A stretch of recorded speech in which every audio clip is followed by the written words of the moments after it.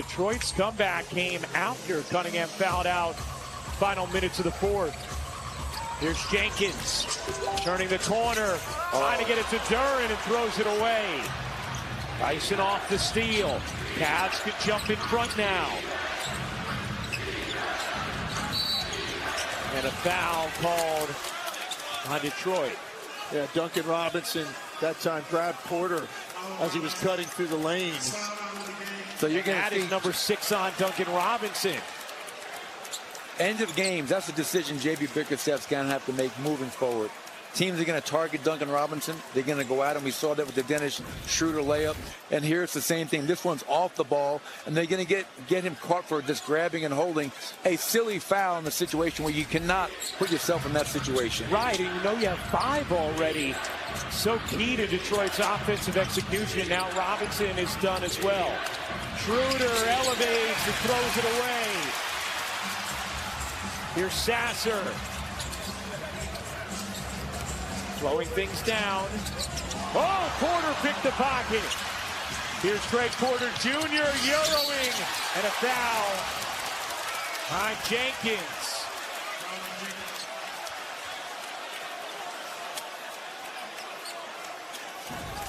And I'll tell you what, their half-court offense here these last few trips has been rough. You've got to figure out a way to get the ball to Jalen Duren. Turnover hurts, and then we're going to take another look at this attempted block by Jenkins. Detroit is challenging the foul call, and on one look, looked like it's a good challenge.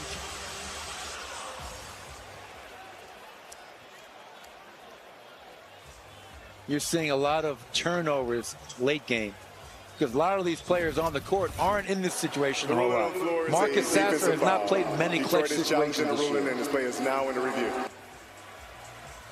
But he got legs. No, because I feel like he was losing the basketball already. Yeah. Like it's coming out of his hand right before the contact on his wrist. That's a tough one, because I don't know that anything Jenkins did makes this basketball get dislodged initially. The contact on the body is marginal, I would think. It's just a matter of that contact up top on the wrist and whether or not that is a foul. But again, I agree with you, Leg. Seems like it's after the basketball's already loose, and Jenkins might have had a role in knocking it loose. Yeah, I don't think that's a foul. No, I think it's a good challenge by JB. I have no idea. I've challenged a lot of plays. We're definitely going to win this challenge, and you wind up losing it. Basketball also has 9 rebounds. As this review is going on, Cade Cunningham was talking to Jalen Duren for the last minute. That's what you love about leadership. I'm out of the game, but I can still find a way to help my team, give them something I may see to help us get a really important home win. But he's just a 58.5% free throw ball. After review, the defensive player legally tell me blocked when the you were shot. playing, and I asked JB this question before the game. There's no Donovan Mitchell. There's no James Harden. I, as a head coach, always worried about the human element coming in. Yeah. Do you relax? Do you say, well, it's an easy win tonight because their backcourt is not playing? As a player, when you played, due to imminent possession, did it ever matter who was playing? Because JB gave the right answer, but his team got down by 13 points early tonight, and they were not ready to start this game. There have been some well-timed challenges tonight from these coaches. George documented how they're 2 of the best in the league. Cleveland had 2 huge ones down the stretch of the fourth, and this obviously a crucial one here in overtime. And a great defensive play by Dennis Jenkins. Yeah. We always preach as coaches, defend without fouling. He prevents the layup, clean play. They have the ball now up 1. Inbound to Jenkins, dashing into the front court. Harris backs away. It's been rough going in the half court last few minutes for Detroit. Harris draws 2, cuts through, short, and that's a foul. They're just out of bounds on Duren. And it's going to be Cavs basketball, under 1 minute to go. Cleveland down 1, 2 timeouts remaining for the Cavs, 1 for Detroit. Schroeder. Sasser went for the steal on Merrill. 10 to shoot. Schroeder finding Mobley, and Duren takes it away. It has not been an offensive clinic here, Legs, has it? It has not been. Harris serving. 7 to shoot. Harris fading and hitting. 3-point Detroit lead.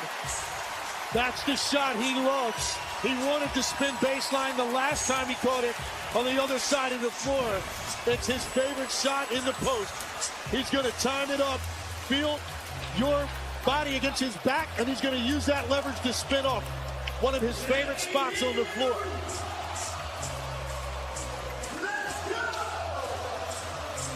And then prior defensive possession, Duren getting in there for the steal. You know what's impressive about that? Duren was potentially Proctor, maybe even Sam Merrill. You might be able to turn the corner immediately and get to the rim to take that quick two, because Detroit is going to be so stretched out on the floor defensively. I'm a little surprised they have Dennis Jenkins guarding Dennis Schroeder. Asar Thompson, elite defensively. I love his size and length, because you know Schroeder is going to put his head down, try to get to the paint. If you help, kick it out to a three-point shooter. Merrill or Tyson, number 2 and 3 in the NBA in three-point percentage. Mobley will inbound into Tyson.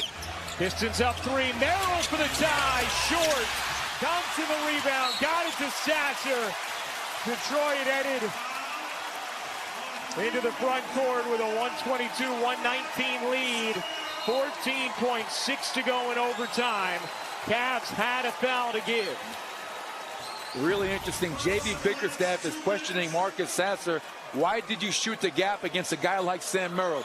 They get away with it, their legs. They get lucky, but you want to stay connected to a great shooter like that. And I wonder if Merrill got his leg clipped a little bit on that release. We didn't really get a good look at it. Detroit still has to get it across. They don't, and a jump ball. A jump ball as Merrill ties up Sasser.